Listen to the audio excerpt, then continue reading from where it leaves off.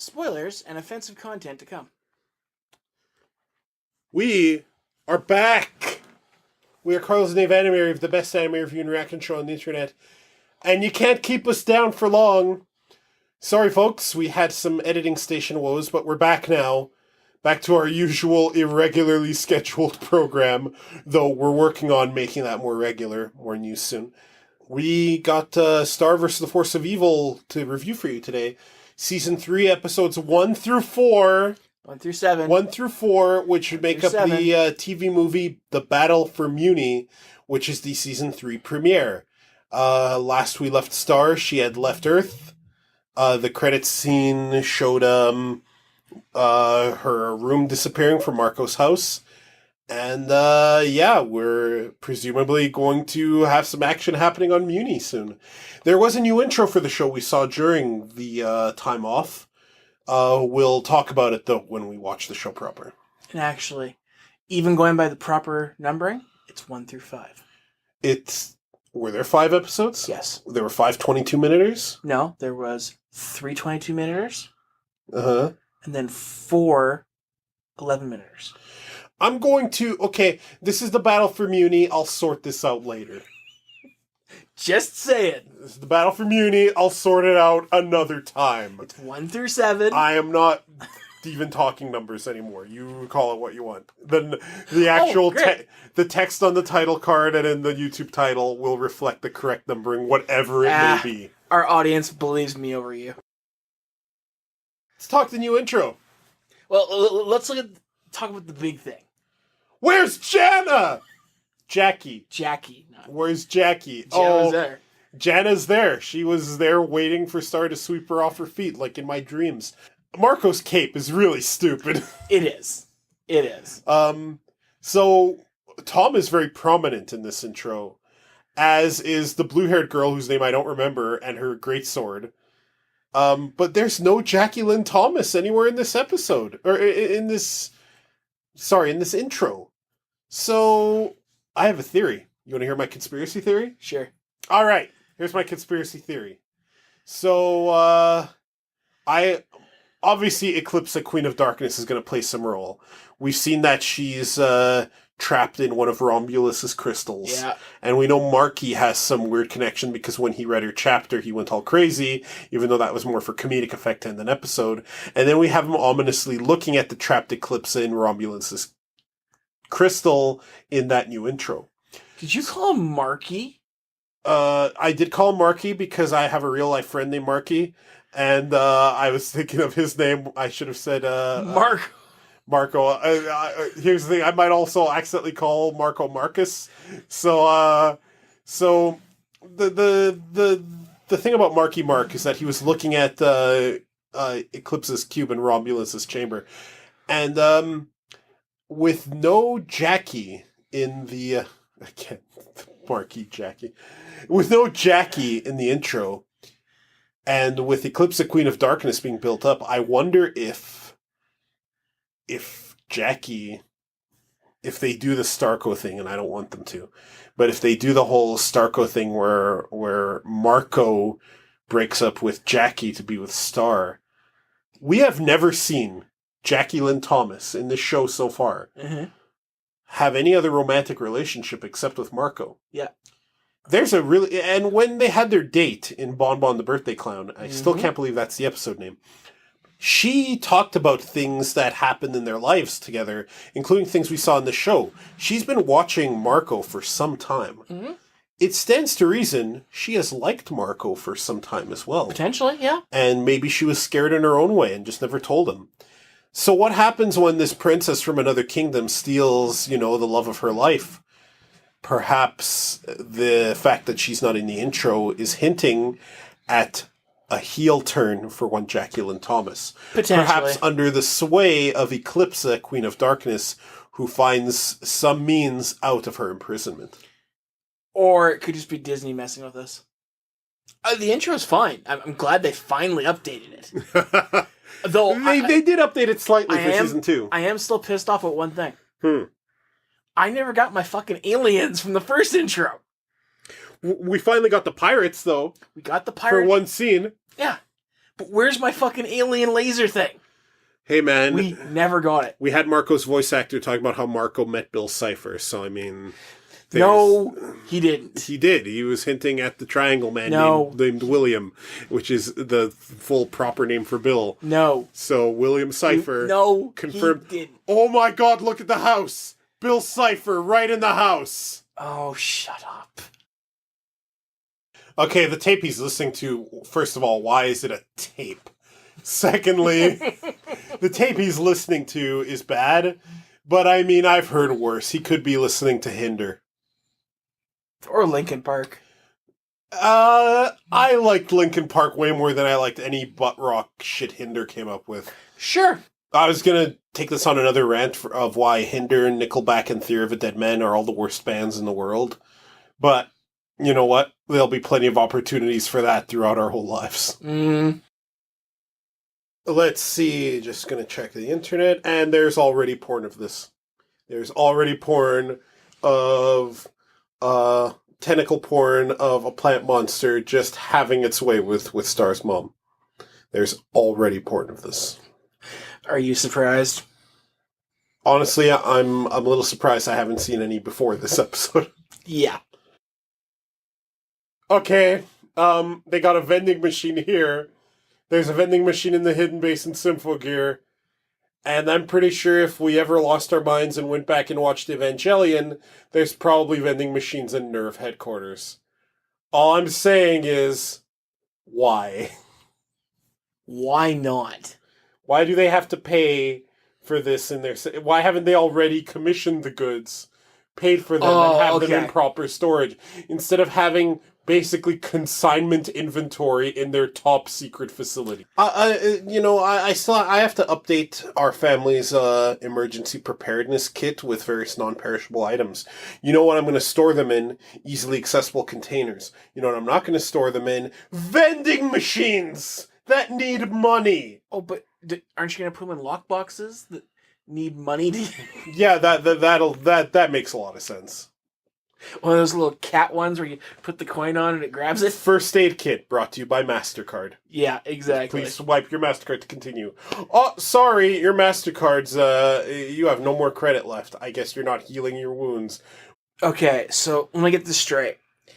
You've got his finger with you, which you can probably track, right to your sanctuary. We don't know if he can track it. Good job. We don't know if he can track it. Given that Toffee appears to be taking over magic, though, I think the finger being trackable is the least of their problems. I guess. So, we learned that Queen Moon made a deal with Eclipse, Queen of Darkness, who is still very much alive, which we kind of knew already. Mm-hmm. We also, because the way we're watching this, we're not watching it in its TV movie format, so we saw the new outro just now. What did you think of the new outro, Dave? I like the first one better. The first one's very happy-go-lucky. The second one's definitely a lot more epic, I think. The second one almost should have been like the new intro theme, right? It was way too quick. A little quick, but I mean, as a basis. It was okay. I just gotta get used to it. We learned she said she was never a warrior and she made a deal with Eclipsa. Now, that's kind of fascinating. Toffee and his tribe killed Star's grandmother, Moon's mother. A desperate Moon went to an evil source of power to get the power to actually hurt Toffee, maybe? I find it kind of funny that Star's talking about a grandparent farm. Yeah, there is some social ramifications to that I don't think we need to discuss. Let's jump into the next one. It's cute to see young River and Moon being very awkward.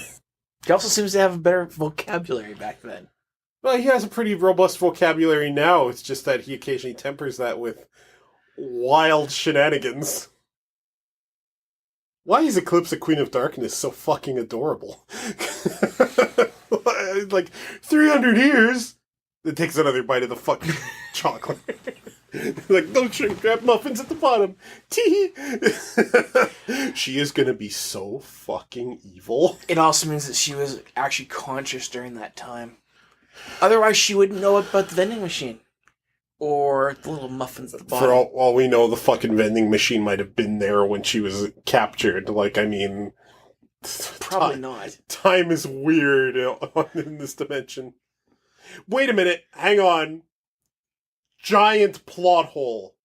When Star first came to Earth, shit like light switches and technology were new and weird to her. Uh-huh. Shit like toilets. Yet, Earth-like vending machines have been on Mewni for a long time now. So? At least as long as her mom was a kid. So? Maybe they're in special places. Like, lock up. No, that's a plot hole and you know it. That's a giant gaping maw of a plot hole and you know it. I have not seen any technology above medieval anywhere but council areas. No, that's not true. Lit pathways, vending machines. Crystal lights. That's still a type of technology. If they had light bulbs with a switch that just turned on magic, then a light switch powered by electricity is not really functionally different. Granted, but we haven't seen anything of that variety. It makes no sense. I think that's a hole, and that's why Star doesn't act that way anymore. I don't think so. Okay, she just asked for her freedom. Moon said she's not sure Romulus is going to jive with that. And then Eclipse answers by saying a contract between two queens is stronger than any crystal. Mm-hmm. So, does that mean that when and if Toffee is killed, that she will just have the power to break out? Because Romulus's crystal, we've seen, is pretty damn indestructible.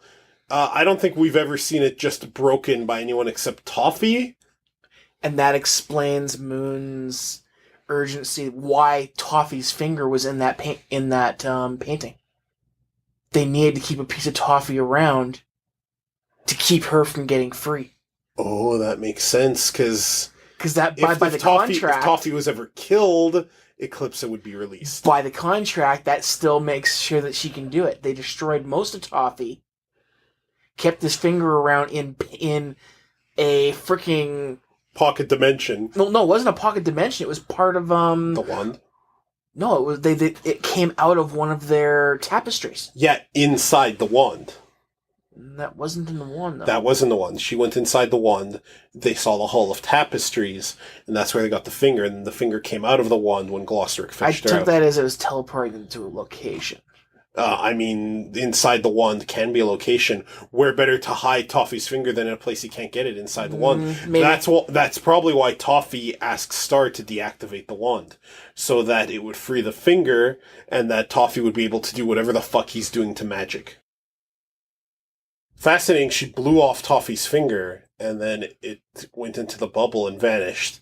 Now, I wonder if that's not something Moon did because she didn't want to actually kill Toffee, like you suspected.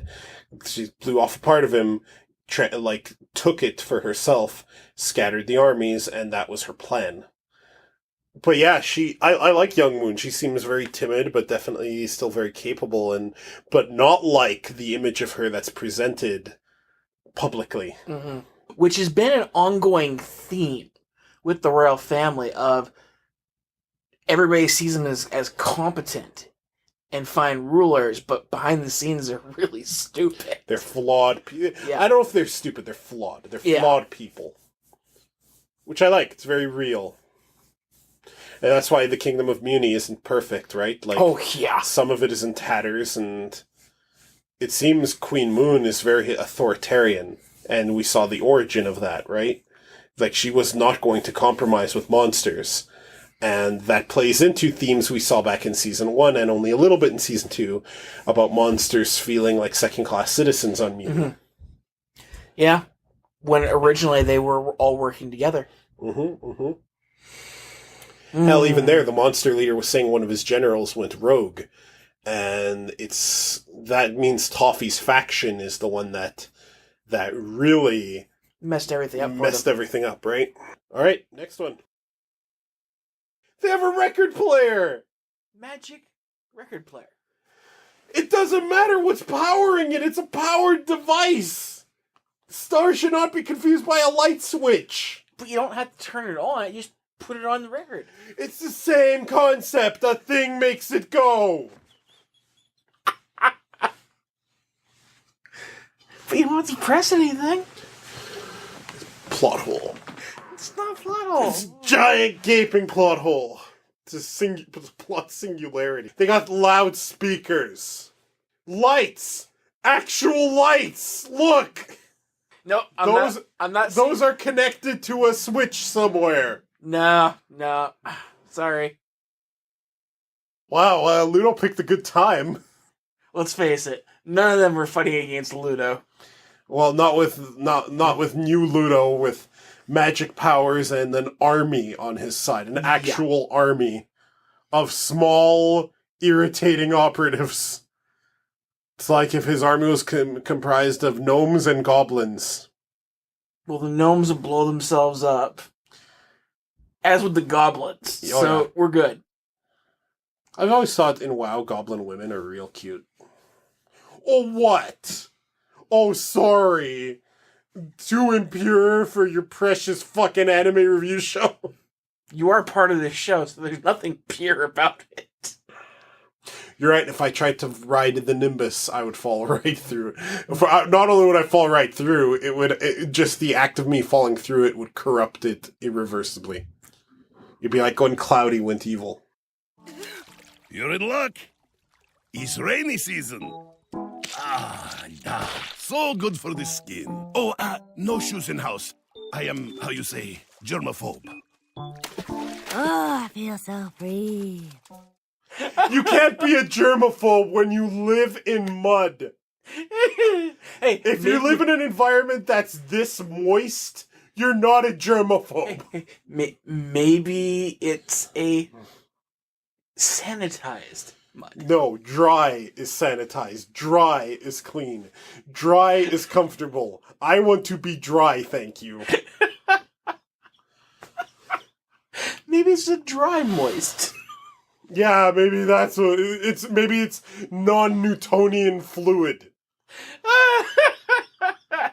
You know, it's monsters that eat human babies. Oh, really? Can you name a time when a monster has ever done such a thing? Well, no, but when I was a child, we played a game called Castle Defender about humans protecting our babies from ravenous monsters. That idea had to come from somewhere. Because it was in a children's board game? I just think that monsters would have less of a reputation if they didn't act so bloodthirsty all the time. Monsters only act that way to protect their babies from humans. You may not understand, but monsters will do anything for our children. Don't talk to me about what I'm willing to do. Why do you think I'm here in this swamp? To protect Star from Toffee. Don't you think I'm worried to death about my husband? But I have to keep my child safe at all costs. Something you probably wouldn't understand, because you're a monster! You insult me, Queen Moon. My buff babies. They are my life. And that is why... Star Butterfly!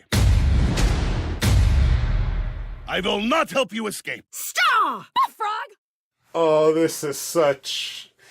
I loved that shit about season 1, the thinly veiled white colonialism criticism that this show had, and in season 2 it was mostly absent. I'm glad we're seeing it here again, with Moon being, quite frankly, ignorant about monsters. Well, it's even better because they're talking about the same board game.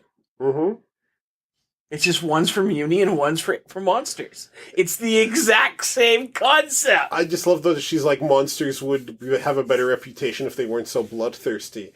Oh, gee, I wonder where I've heard that before. White supremacists spreading black-on-black crime myths, maybe? Mm-hmm. Yeah. Butter yourself up, and I'll see if I can figure a way out of here. Try the AC vent. The dungeon has air conditioning? It's a dungeon, not a torture chamber. Air conditioning! Magic air conditioning. Again, the means of power are irrelevant. It really isn't. If you have magic lights and are controlled by a switch, You still know what a fucking switch does! But, Carlos, we have not seen one switch in Mewni. We can infer that the switches exist. How Yep. do they control the devices? They're just on. That's a fire hazard, Dave. Do you think they're gonna care?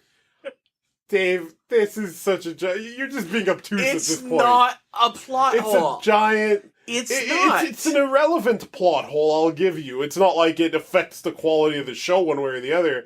I'm just saying it makes no sense that Star comes from a place that has air-conditioned dungeons, and yet light switches confound her, and so do toilets. I agree with her. I'm glad you just admitted that light switches and toilets are above you. In that situation, it would be. What you do, Dave, is you shit in the toilet, then you move the lever. They don't have that here. They have to have levers. They have construction and agriculture. That means levers and wheels exist. Are you sure? Magic prices I am everything. pretty sure. We've seen no evidence. Not to mention Rubarian had an electric guitar. Take that. Magic. And his entire show was electricity fueled. No, it wasn't. Which means, even if it's powered by magic, Star knows this level of technology. The only explanation I can think of is that Star is just stupid. They moved beyond the switch. And went You right to the are- clapper. On the thinnest ice that could still physically support you.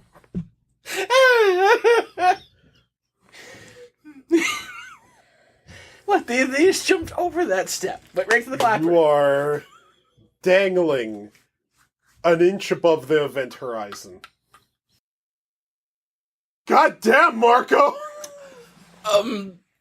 He doesn't need to Hulk up to de-heart somebody.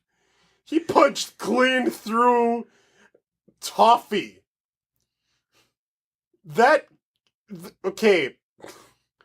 Punching clean through a person requires an insane amount of force. Yep. And I'm pretty sure Toffee's way stronger than most humans. Uh-huh.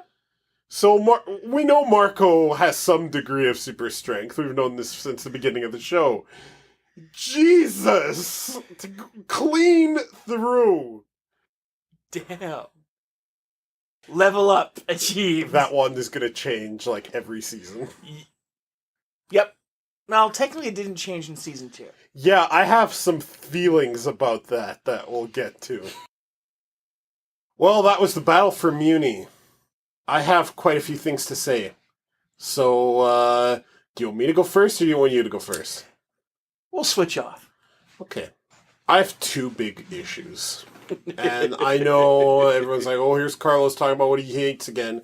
I love this show, and I'm a fan of the Battle for Mewni. But there are two big problems that I have. And neither of them will make me stop watching the show, but they're more like things that make me go, wow, why couldn't have this been a little different? Here's the first big one.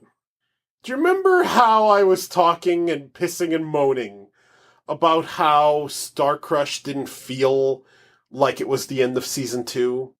Mm-hmm. This was it! I agree. This was not the beginning of season 3. No, this was the end of season 2. This was the finale. This should have played back in February or early March as part of the Star Bomb. Mm-hmm. Or at least earlier than now. This is not the beginning of a season. This is the end of the last one. Because if we treat this as the end of season 2, it wraps everything up and introduces the next villain. It wraps up the Toffee arc, wraps up the Cleaved Wand arc, and then takes us into Eclipsa. It's as if, and maybe this is the case, and maybe this is not, and this was a conscious decision to move this, or to just do this at the beginning of season 3. It feels as if this was supposed to be the end of season 2, and for whatever reason just wasn't. Because this also assumes we know all the characters. The beginning of season 2 still kind of reintroduced us a little bit. And I am going to bet money that the next episode is going to feel like the season 3 first episode. It's going to feel like they're reintroducing everyone. If I'm right, and my software was correct, We just watched all of season 3. This was the season finale of season 3. So you think these Season 5 3 episodes is just a 5-episode season? Based off Very- the extremely legal way we acquired this? might be. Okay, let's we'll see what happens after this. Maybe you're right.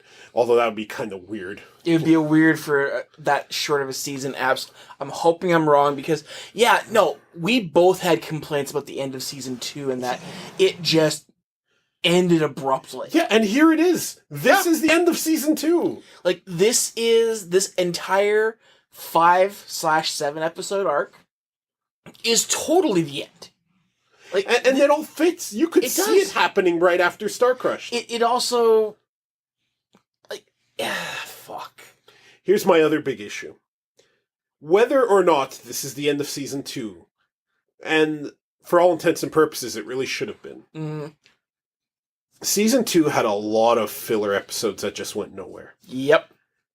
I'm pretty sure that they could have taken every episode with Marco's stupid sensei.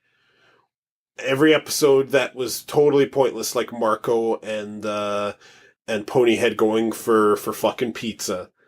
There are some pointless episodes that weren't really pointless. They were funny, like Goblin Dogs. Mm-hmm. But I mean, you know what I'm talking about. I do. Every one of those episodes could have been instead flashback episodes where we see Toffee. We could have seen the origins of Toffee. We could have seen what made him go rogue. Maybe he had a rapport with the royal family and then it all faded. Because that would have let us see Toffee again sooner because Toffee was the big question mark at the end of season 1. It would have established that this is the Toffee arc we're in.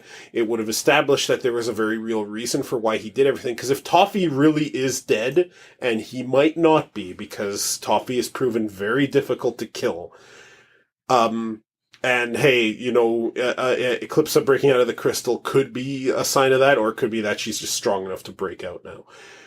If Toffee really is well and truly dead, though, it's like a missed opportunity. He was such a cool twist on season 1, and then we got all these pointless episodes of Marco and Ponyhead going for pizza, or Stupid Sensei, or whatever, having a birthday party, which we could have just gone back in time, seen Young Moon and Young River, which they were totally adorable. I'd love to see more of that. Mm-hmm. And we could have seen their interactions with Toffee.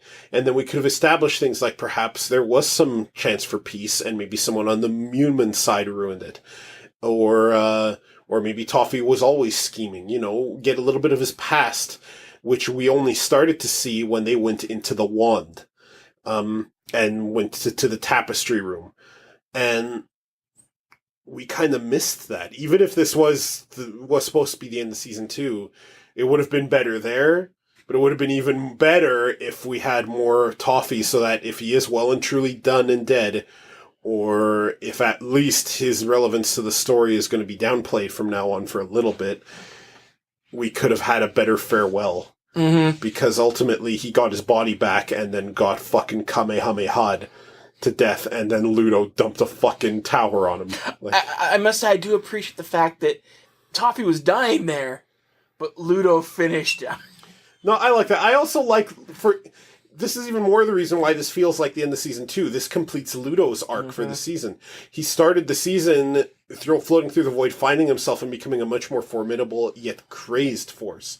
And then in the end, he's like, I need to find myself again, throw me back into the void. That completes the arc. Yeah. That doesn't feel like a beginning of season 3 thing. That feels like this just feels like the end of season 2. And ultimately, it's not like it got played out of order. We still saw this after Star Crushed, right? Mm-hmm. But the way Toffee ended left a little bit to be desired. But that's a full series problem. And the actual Battle for Mewni episodes were fine. I have no issue with them. We got to see every character they showed were shown in top form. Everyone from Star and Marco to Buff Frog to Queen Moon to King River.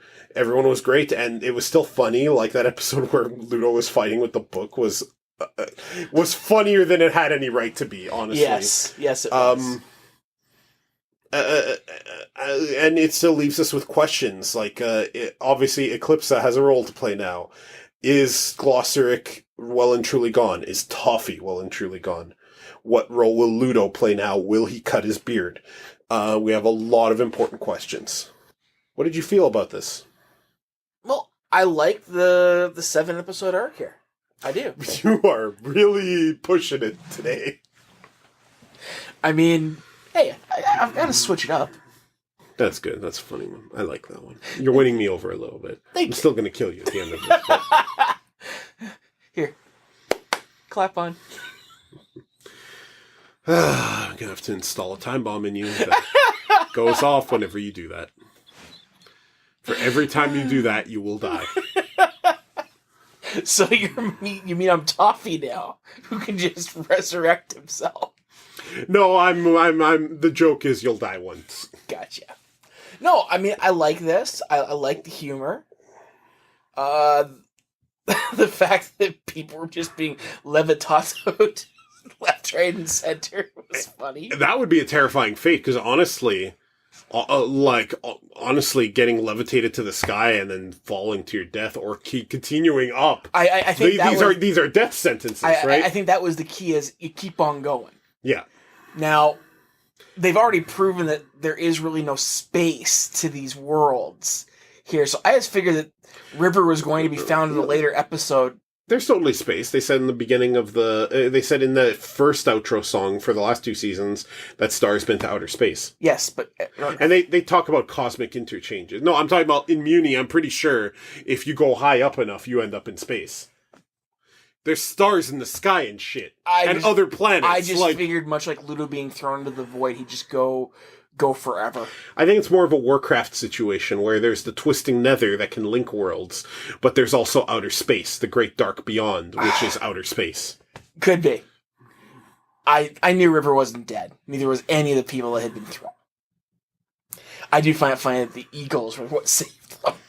Oh yeah, you just know River got tossed somewhere, survived because he's really tough as nails, and then was like, I better fucking recruit some of these eagles I landed by in case he levitatos a group of small children, and then hey, he was right on the money there and saved them. But yeah, everyone got to play a role. Season 1's exit had me fuming a bit because Marco was just the damsel, and I'd rather him be the damsel than a woman, but it's still... And that plus the fact that I like Marco. That wasn't even the problem with Season 1's ender, though.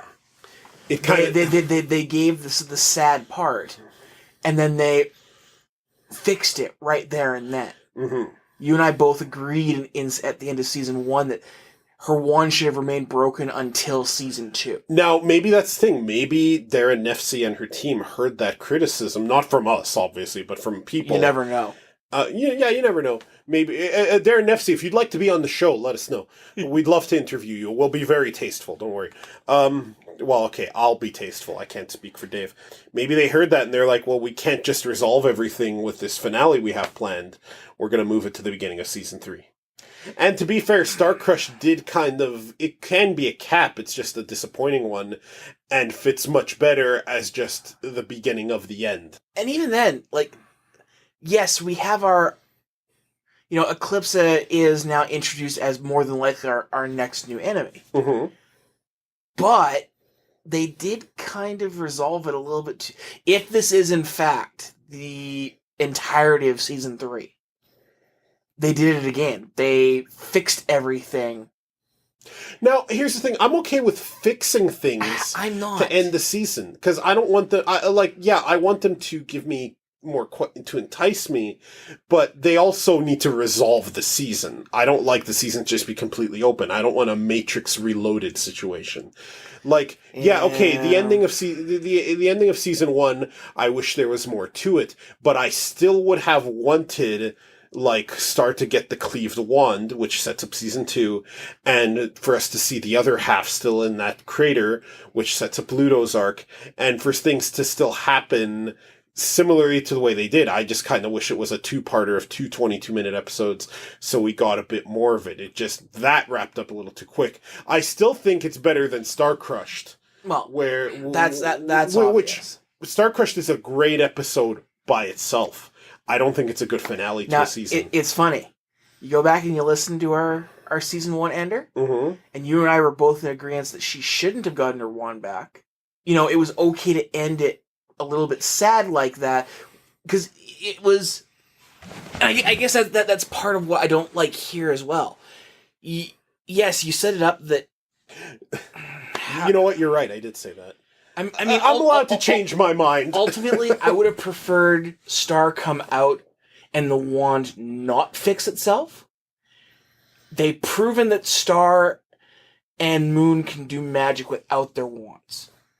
This should have been the moment when she did magic without it, blew Toffee away like she did, and at next episode or season 4, if that's what it's going to be, that's when her wand comes back. Now, in fairness, I want to argue that she did do this by herself. She created a new core, she reconstructed the wand, and just because she used it as a medium does not mean she didn't do it by herself. She did all that on her own. She recreated her focus, and by focus, I mean physical focus, the wand, and then blasted through it. I think she did exactly what you just said. I don't know. You are right. You're right. I remember saying at the end of season 1, maybe it shouldn't have been that way. And I guess I'm a hypocrite for saying that I wanted this to be the end of season 2 then. I guess all I can say to that is that I kind of just changed my mind. Because that's allowed. Yeah, we're allowed to change our minds. We're allowed to go back and think more highly or less highly of things we may have. You're allowed to opinions. switch it up. God damn it! Oh, Dave. You just know how to hit every one of my light switches today. Just flick everyone. Just poking that wound. Yeah. I'm a skeleton with flesh dripping around me, and you're throwing towers at me left and right. If this is the entirety of season 3, I kind of wish it had gone for a little bit more. Because I was kind of hoping that season 3 would be Marco, well, what he did, except a little bit more of trying to track them down. You want him to get the task force together of Tom, blue-haired girl whose name I forget, Jana, Jackie probably, yeah, and lead a mission to save Star from whatever. Exactly. In a way, he's all sad on Earth. And then what does he do? He kind of realized, I can just go to Mewni, and he does? He has his own scissors. I mentioned that was going to be a major plot point in this season kind of thing, because he can go after her. He's not just a human who can't cross the boundaries of space and time. Ultimately, I think the issue, and I know I'm talking about this as though it's part of season 2, because I just feel like it is.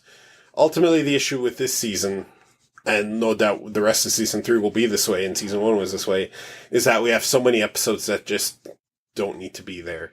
We have a lot of silly humor episodes, which the show needs, because that's part of its allure. But then we have other ones that fall completely flat that could have been dedicated to other more interesting things. Yeah. I suspect that is not going to change from here on out. But I still like Star vs. the Force of Evil. I'm never going to not like it. I still think it's one of the better shows we've seen on the anime rave.